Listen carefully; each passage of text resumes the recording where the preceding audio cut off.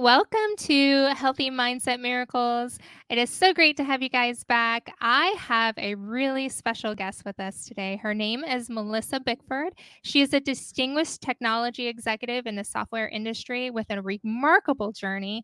Over the last 15 years, she has left her mark on the global banking and tech landscape, spanning continents from Australia to the USA and the UK. She's traveled all over. It's amazing. We can't wait to hear those stories. So, Melissa's unwavering guiding principle to a transform pain into purpose and the passion into profession, a philosophy that fuels her dedication to empowering individuals to reach their full potential. Melissa, welcome. We're so excited to have you on our podcast today.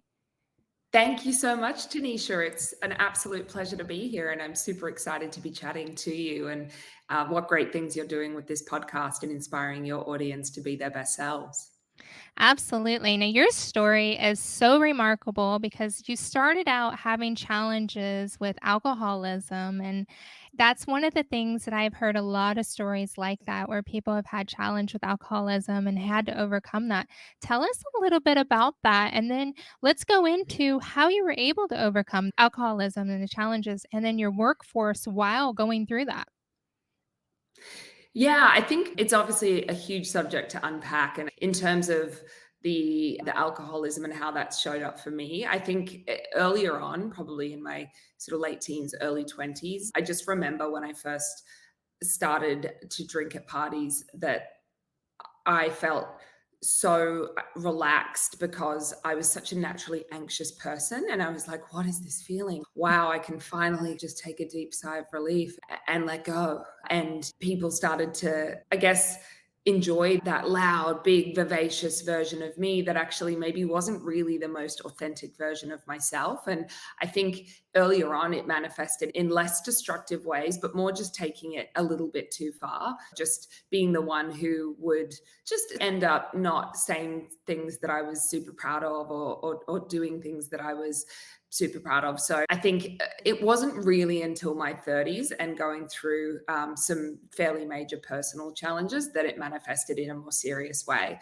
And so, in terms of my career journey, I would say the relationship I have with alcohol, it would go through phases over the last 15 years. And sometimes I was in a slightly better spot with it, but I feel like my story is always marked with periods of sobriety. And that is always when I was performing at my best, both not just in my career, but in my personal life. You're able to show up for other people because you can show up for yourself. And then I think the sort of defining moments when I decided something had to change for me was in the last couple of years, when it really got to a point where it became clear to me that I would not be able to achieve my full potential professionally and personally if I continue to drink the way I was drinking. I think it morphed from being, yay, the life of the party, this is something to celebrate, to this is becoming more medicinal, and this is an escape, and this is a way to numb pain that I was feeling and wasn't ready to address yet. And so over the last year or so, I've been on a real journey to actually unpack what was lying underneath those behaviors and that escapism with alcohol. And I think it's something that I'm really grateful to have had so much support in continuing to overcome. It's very much one day at a time, and being in recovery is not something that you can do on your own. And yeah, I think I've always been a little bit mindful of it because it runs in my family. My mother's father was an alcoholic, and he was a very unhealthy man who had not a great relationship with my mother. And then my uncle also passed away at an incredibly young age. Yeah, so I never got to meet him. So I think it's something that's always been in the back of my mind. And I think because I was never really I was never particularly happy with the way I was drinking. It was something that was always taking up space in my mind. And actually, deciding to embrace a sober, curious journey, and I think there's never been a better time to go down that path. There's so much support out there, but there's also so many incredible alternative drink options. As someone who still loves to go out and is still What really would those social in my life, alternatives be?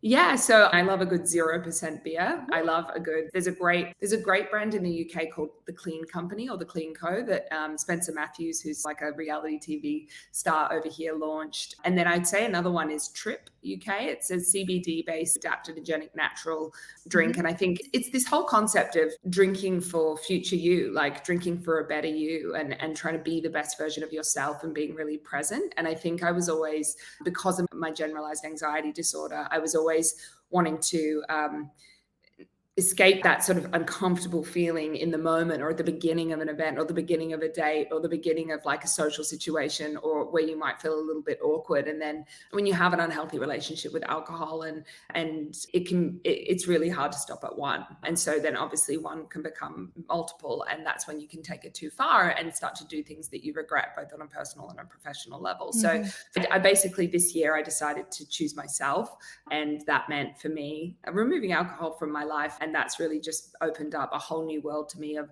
opportunities across the board, professionally, hobbies, who I spend my time with, the level of connection I have with those people, deepened connections with my existing friends and family, and ultimately like such a healthier relationship with myself. Mhm. I think that for me, something that I really hated myself for was how much time you can waste when you're drinking heavily, because Mm. it's not only the hours in the day where you're drinking and you're wasting that time, it then impacts you for the following days and you feel foggy and you're not performing at your best. It was something that I would do when I was bored, because I wasn't feeling particularly motivated or worthy and confident in myself at the time. However, I'm not going to say it's been easy. It was those first few weeks and days in particular were incredibly difficult, but I've lent on various different communities. Talk has an amazing community, Sober Talk community. A Turning Point is a great addiction recovery service in the UK that I've worked with. Of course, there's always A all over the world, and trusted friends and family. I think anyone who loves the true you will be there to support you in your Mhm. journey. And I think actually what I've realized is I've had some of the most fun times in the last few months going out being completely sober. I had my brother's wedding in Croatia back in early September, and I was naturally a little bit nervous to be going to such a big event where there would be so much booze, and I could not have had a better time. And you know what? The best part was just being so present to see him marry his beautiful wife, and to be able to not only capture that in terms of take loads of photos and videos and really capture the moments, but to be there and live them and remember them and feel them and be present for my family. And I think something that's really come out of all of this is a real sense of pride in myself. And then I think the energy you radiate out to the world is the energy you get back. And Yes. certainly my drinking had caused issues with my parents, because I think they've always been mindful of the fact that there is alcoholism in my family, and they've always watched very carefully what they drink. And I think it shows up differently in each of us, right? I think the Mhm. combination of different lifestyle factors and who I am, and maybe a genetic predisposition to alcoholism and addiction, meant that in me it manifested in quite an extreme way in certain patches of my life where I wasn't particularly happy. So getting that under control is going to be an ongoing journey through the rest of my life. But what I can say is these past months just get better and better, and the more I work on myself, the more the rest of my life just seems to expand, and the happier I feel and the healthier I feel. So it's been a journey, and yeah, I would just say there are so many incredible resources out there. I think actually what really started when I knew that I'd hit rock bottom, and I was drinking on my own in my apartment, and I was hiding it, and I was feeling really secretive and really unhealthy, because your skin and certain Mhm. things about I wasn't eating well. I lost a whole lot of weight. I was slurring my words when I was speaking with friends. I wasn't showing up as who I really am or who I really want to be in the world. And actually, it was listening to loads of different podcasts out there that are on sobriety and on different people's journeys. And so that's what's really motivated me in the spirit of my North Star of turning pain into purpose. If my story can inspire even one person to think about improving their relationship with alcohol, whether that's going sober or reducing, then I will be a happy woman. Because I think that on the flip side of obviously the fun and that sort of image that alcohol has associated with it, there's actually a whole lot of negative effects it has on your health. And so there's a lot to be Mhm. mindful of. That I think when you're in when you're in the mindset of being a binge drinker or a heavy drinker, you just completely can disregard those. But it's actually, the more I've researched just how much it impacts your mind, but also so many other aspects of your body, I now just want to really look after my mind. I really want to look after my body. And I think the reality of alcohol is it's a poison, and it should be used incredibly carefully. So if you can't use it incredibly carefully, then, and I couldn't, then for me, the path forwards was to not drink, which has been a really great decision for my health and happiness. And yeah, I think to be flourishing for me now more than they have really ever. So when you went through all of those challenges in drinking, were you Yeah. drinking when you were working at the bank? How did that affect your career? Yeah, great question. I think my alcoholism presented in its worst way in when I had a personal relationship breakdown in my 30s. So I would say that it didn't really impact my career during my 20s. So when I was working in banking, I think I remember getting too drunk on one night out with other graduates in the banking scheme. But to be fair, we were all in our early 20s actually, and actually a lot of people were drinking a lot at that time. So it was hard to really distinguish like who was just doing that once in a blue moon and didn't necessarily have an issue or thought they had an issue with alcohol versus who was really drinking in a concerning way. And so I don't think I'd Mhm, recognized in my early 20s yet that I had a particularly unhealthy relationship with alcohol. It probably wasn't until mhm, I moved to New York when I was 25. And I think that I'm someone who loves to push myself outside of my comfort zone. And with that comes like a huge feeling of discomfort. And I think sometimes the easy way to soothe that is to reach for the numbing agent, whether that's alcohol. Well, it's mhm, different for everyone. It could be alcohol, it could be drugs, it could be food, it could be all sorts of things. Like whatever your yeah. And for me, that seems to have always been alcohol. And I think it escalated when I got to New York because I was in this much bigger playing field, and I was that's when I moved into tech, and that's when I moved into managing portfolios of clients. And these are high profile clients. So I was working with the likes of Airbnb and Apple and Adidas, Nike. I had these incredible clients. And that's when the era of the boozy lunch with clients started to enter the scene. I feel like when I was in my mhm, banking jobs, we didn't do that so much. And so I had made mistakes when I had been drinking earlier on. They weren't it hadn't occurred to me yet, perhaps it had to other people, that it was a mhm, serious issue to address. And so I think the first time a friend was concerned about me, one of my best friends at the time, and she spoke about it in a way that you are unwell. And it has taken me about 10 years since then to really realize mhm, that addiction, alcoholism is a disease, and it wasn't something just to push down mhm. and sweep under the rug and maybe do a dry January, then think I was cured, because that's not how this disease works. It's something to be managed just like any other kind of chronic illness, and carefully and proactively and every single day taking the steps. And so I think when I got to New York, it was also a little bit of, I was this new person in this new city forming this new identity, and I could be whoever I wanted to be.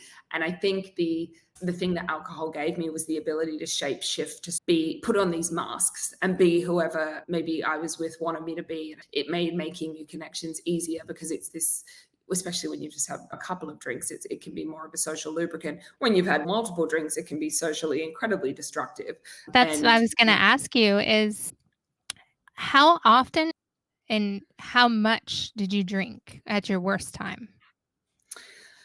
when it got to its worst, I spent a couple of years in the US. I would say there were flashes of it being bad, but I think when it really got to its worst was after I'd settled in London. I'd been in London. I've lived here for 7 years now. This is very much home. But when it got to its worst a couple of years ago, I was drinking, multiple bottles of wine a day. And that's when, not so much in the day, occasionally in the day, but in the evenings, my Mhm, consumption was just, for someone who has a small frame and who was mhm. still running marathons and being really active and working these big high profile jobs. I was very much a high functioning uh, alcoholic. Alcoholic? And Mhm, yeah, and it was just, yeah, it was anytime I felt like anytime I needed to go and meet someone, I needed to have a few pre-drinks just to feel like myself, because I was so addicted to the substance. But actually I wasn't being myself. I was being this performative sort of just scared and lost version of myself that wasn't the real me. yeah. And I think there's been so much strength in finally owning that, because I wasn't ready to own it until it did get to rock bottom. And it did start to impact my career, because as I've grown in my career in tech, which is where I've been working for the last 10 years since I moved to the US and then over to the UK to launch a startup that I then worked with the team to take public on the New York Stock Exchange. So these big sort of quite high pressure roles, because there's these revenue targets, and again, like lots of these boozy client functions, lots of boozy Mhm. team functions. And I think over the last couple of years, it got to the point where it was like, as someone in a leadership role, I was taking it too far, just a little bit too often. And it was starting to make me feel crap about myself, and also probably damage my brand. So I had to really think about that and make some changes, and have some conversations with people to take steps. On that day that you decide, "This is done. I've had enough. I can't keep doing this to myself. I need to do better." Do you Mhm. remember that day, and what exactly did you do? Did you pour out what was already in your house? Did you throw out everything, get rid of it? What did you do to really just go, "Okay, I'm done"?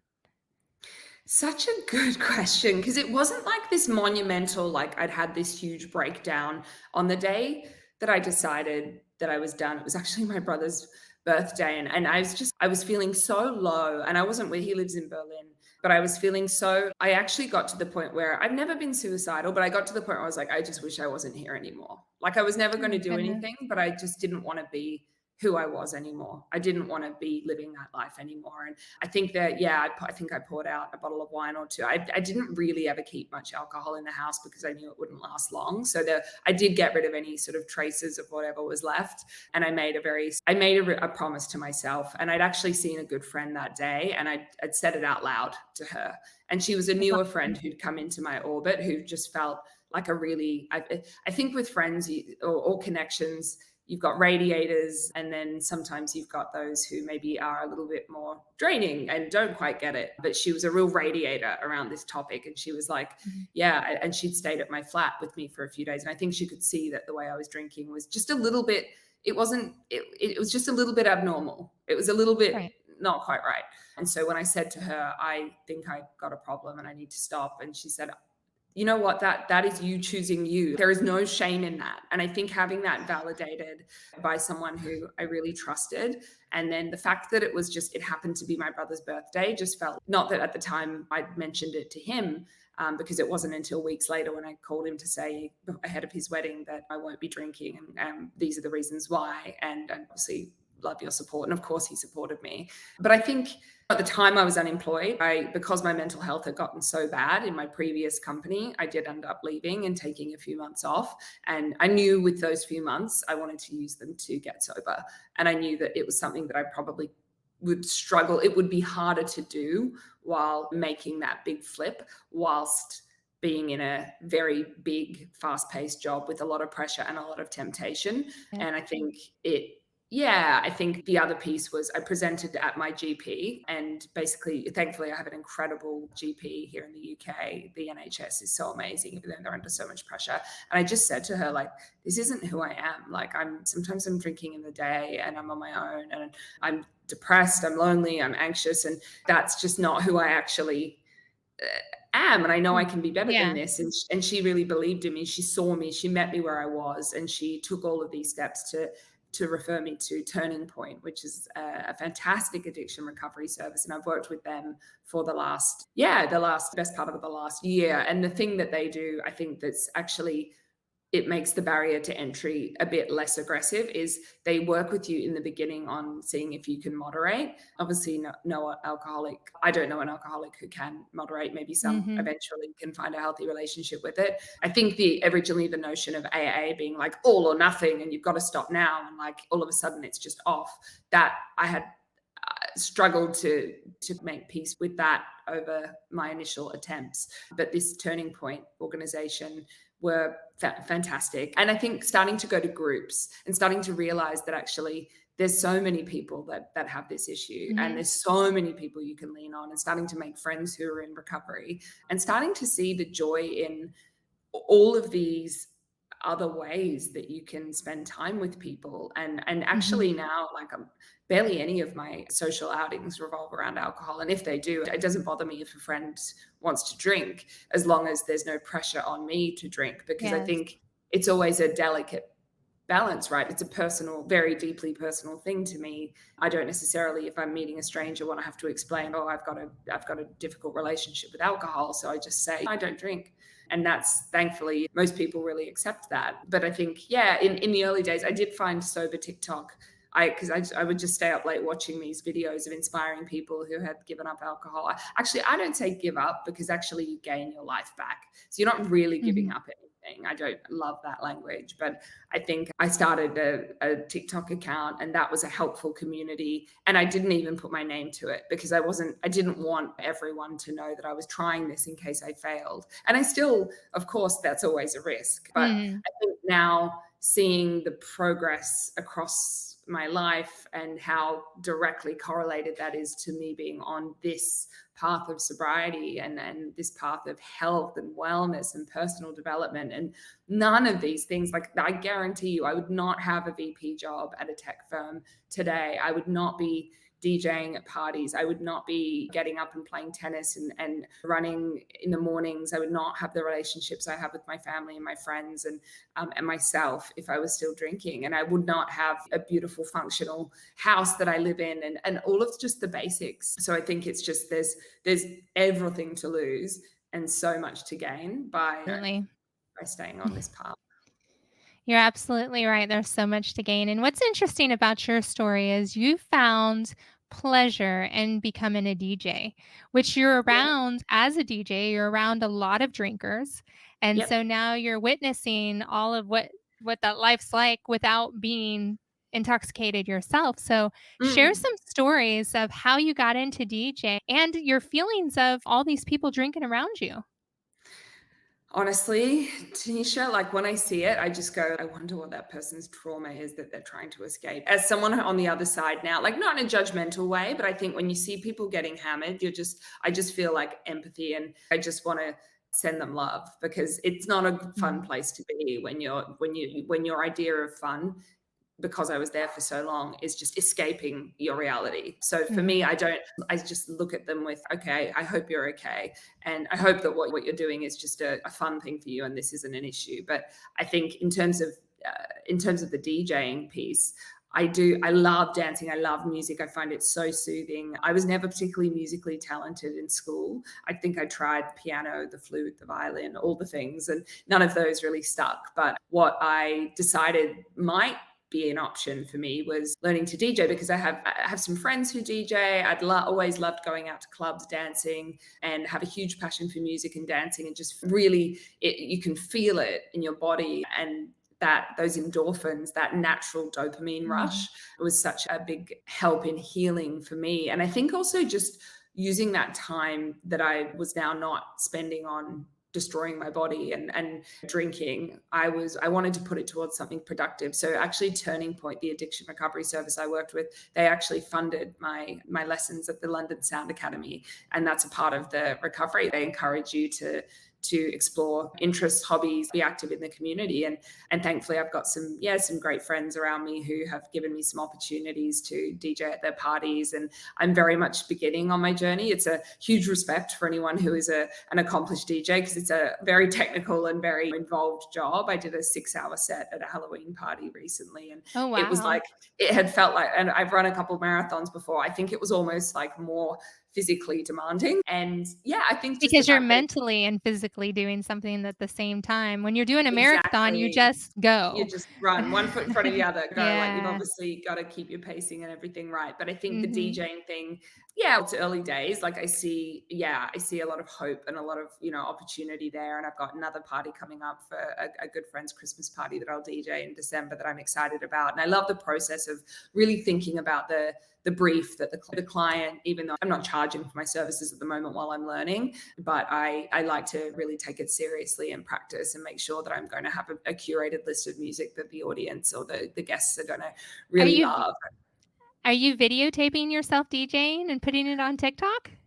Not so much TikTok yet. There's a couple on Instagram, but it's a good idea. Maybe I'll expand my sober account to include some of my pursuits of DJing excellence. But yeah, there's a few videos. The Sound Academy have filmed me a little bit, and I've just actually started a new job, so that's very much been where my focus and attention and energy has gone these last weeks. But I'm super excited. I've got some more lessons coming up at the London Sound Academy, and again, it's just even today, like I had this beautiful Sunday of self-care activities, and I was watching some DJ sets on YouTube and just taking notes and shazamming things I liked, and just practicing a little bit. I've got some decks at home, and I think it gives you that real feeling of self, back to self-worth. And I think Mm, if we don't trust and value ourselves, and if we don't know who we are, then how can we go out into the world and make, choices that are aligned with our values, and meet and attract in friends, partners, opportunities that are aligned to our authentic selves? And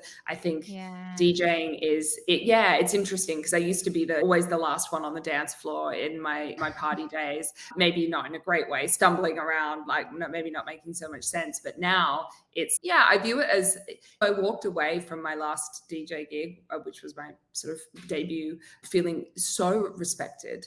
And I feel like that's not a feeling that I'd had on a night out before. I feel like I would often just take things in a more destructive direction when I was my previous self, and being my current self who shows up and all I want to do is just make everything better for myself and everyone else. And this is a really tangible way that I can contribute to that really lights my soul on fire. And I think to your point, when you introduced me, the turning passion into profession, this is still very Mhm. much a passion and a side hustle, because it's going to take time to build up to a place where I can drive any revenue from it. That I Mhm. want to really just explore it as a creative outlet, because I think that when I think about addiction and alcoholism, so many incredible artists and musicians have struggled with addiction, and that's Mhm. how they make such beautiful music. I've always been a huge fan of Elton John. Betty and the Jets is a song that I've stood on tables and sung many a times, and I've read his book about his journey with his own addiction. And I think because it's almost like there's so much inside of you that you want to release, that sometimes it's so loud and so noisy that you want to just escape it. And so that's why you can go down the Mhm. destructive path, or you can go, hang on, it's harder, but I can actually create something magic. I can turn my pain into purpose, and then I can put something out into the world that hopefully others might draw inspiration from. Mm. And that's why whenever I live alone now, I'm single at the moment, and starting to really embrace my single life and love it, actually. And so having music on is something that brings me a lot of joy, and I'm always making notes on what I want to build into which sort of set lists and things like that. Yeah, I think that's by kind of where I finding yourself and finding your joy and being single, and you don't focus on being with somebody else, that's when your forever person will show up in your life when you least expect it. It's a matter of when you figure out who you are and what you love, then you start attracting what you deserve. And I so couldn't agree more. And it's a real, I feel like I'm breaking generations of trauma, and also finally breaking the cycle of unhealthy relationship patterns that I've had really my whole life romantically. And that sort mhm, of culminated in one major relationship breakdown that I know we won't go into so much today, but I think it was finally that realization of, hang on, the solution to a breakup and a broken heart and feeling alone isn't to just find the next person who I seem to click with and then have them plug that need. And the solution is for me to really understand myself. And this is the longest time I've ever been single in my adult life. It's been almost 2 years. And I would say it's only the last 6 months that I've really started to lean into that and go, you know what? I don't even know if I mhm, want to date right now. I feel like I'm just expanding and growing and evolving, and eventually, hopefully, I'm sure if I'm meant to, I'll attract in someone who is aligned with that. And I'm not. It's for the first time I don't feel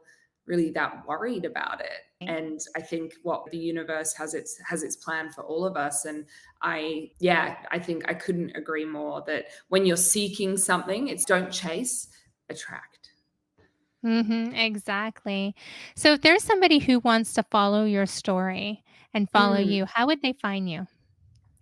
Yeah, it's a really great question, Tanisha. And as someone who is really following what I believe my purpose is and leaning into the podcast world and leaning into starting to write about this and share my story more, I'm thinking about that because at the moment I've got Instagram. I don't really share much about my sobriety on there, but what I'm about to start releasing Substack posts and monthly newsletters. So I will send you the link to my account so you can add it into the show notes. But I think certainly if anyone did want to drop me a message on Instagram, or you can share my email. I think that for now, while my content and I guess collateral is in its infancy, I would love to connect one-on-one with people, but I do very much have visions to create a platform. And I'm also quite passionate about the alcohol-free drink space. And so I've got ideas for maybe starting to explore that as a side hustle and start to think about if I could build a startup around alcohol-free drinks. So more to come for That sure. would But be I think, awesome.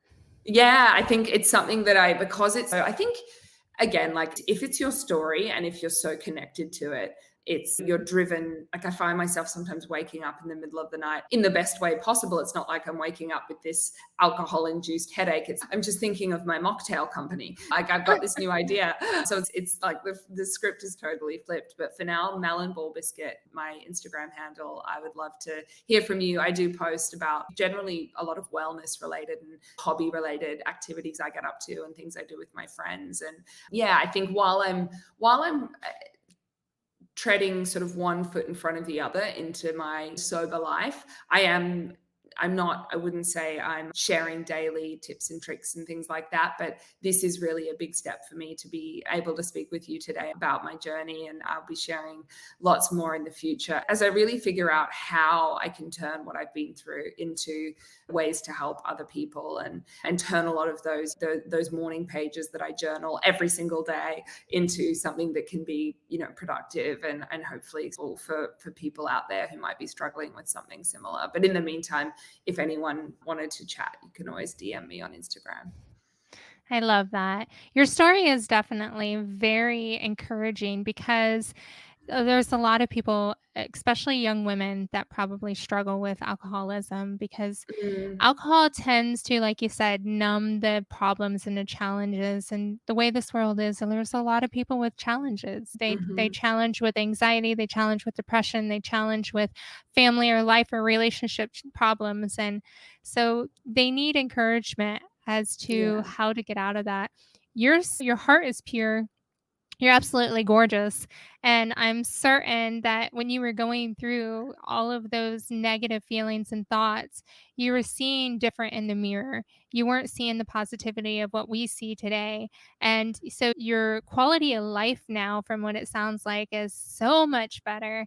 And you mentioned your skin earlier, and your skin's glowing, by the way, Thank you. on the video.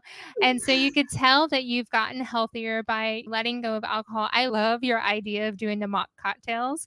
I think that Yeah. is gonna be brilliant. I encourage you 100% to do that. Thanks, I Tanisha. cannot Once wait I to hear launch, I'll more. send you some. Oh, I'll I send you would some love samples. to. I would love it, I would love it. I think we need more of that. I used to drink Old Jules has an amber non-alcoholic beer because I like amber Okay. beer, and I Yeah. don't drink a whole lot of alcohol, but that one was really good, and so I Mm, didn't feel like I was drinking anything different than what, my friends were drinking, and it tasted good, and you don't totally. have to have alcohol to have a great time. You just No. have to have a positive mindset and to know that your environment is the great time. It's not what you're putting into your body.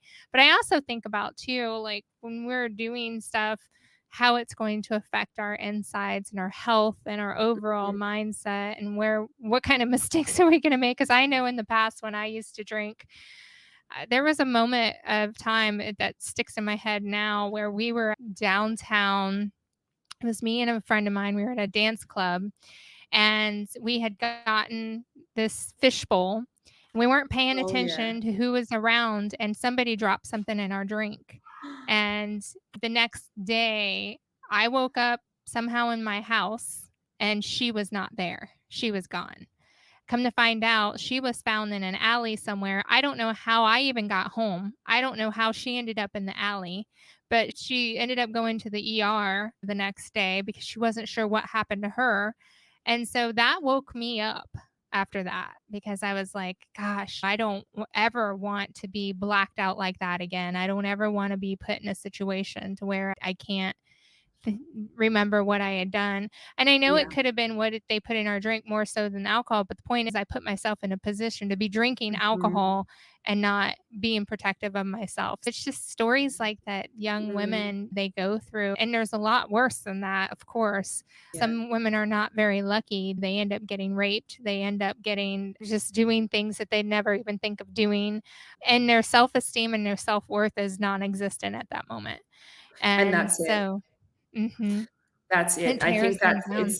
it does. And I think when you've got that low self-esteem and low self-worth, and maybe I think a lot of times it relates to people who have perfectionism tendencies and are people pleasers and are just confused about their identity. And I think it's such an easy thing to reach for alcohol. Mm, And I think to your point, I definitely ended up in, like, there was one situation that sticks in my mind last year where I was newly single. I was out dating loads of people. I was at that point where I wasn't happy in myself yet, and I was still drinking heavily. And I was really scared. And I'd gone back to a guy's house, and I had to escape. I had to run away in the middle of the night. And luckily, nothing happened to me. But obviously, if I hadn't have had 7 cocktails, like, I wouldn't have been in that situation.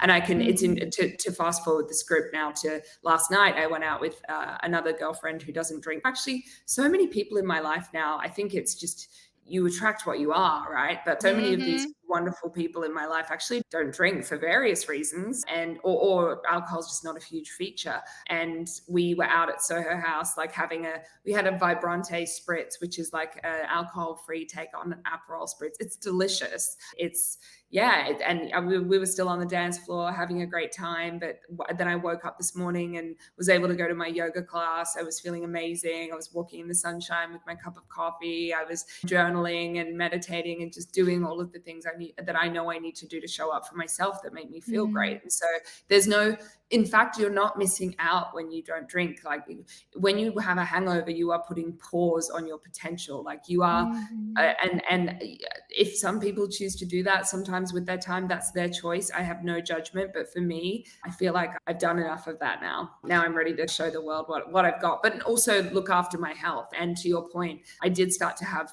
really scary things happen with my heart, and palpitations and blackouts and all sorts of symptoms that come as a result of drinking too much alcohol. And so it's not just the mental side where you feel really dark. You physically, just my hands were peeling, my skin looked gray, I'd lost all this weight, I had constant health issues physically. And that, again, isn't a good thing in your career, because you're taking mhm. sick days, or you're showing up and you're only able to operate at 30% of who you actually are, and you're meant to be inspiring a team, and you just, it's absolute hell. I So was if you gonna say, yeah. I used to work in the banking industry actually as well, and Yeah, I remember times where we would go out partying, and I literally would still wear the same thing I wore that night at work that's at 7 in the morning because I never went to sleep.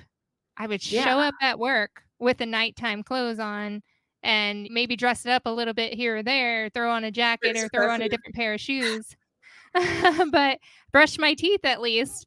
But then I would go to work without any sleep at all and not work at the highest capacity that I normally could because I'd be exhausted, just Yeah, exhausted. And I remember those days. And I was like, I don't even know how I did that. I really do not know how I did that. yeah, and I find it's, like, triggering to even think about now, like, the fact that I would keep myself up for days on end, just repeating that cycle. And I've definitely done that back when I was in banking, out being out all night, had a few hours sleep on a friend's sofa, and rocked up to the next day in the same outfit, just with a bit of deodorant and a smear of lipstick. And Mm. it's not a I can only sustainable imagine way how to we live. smelt. Yeah, I know.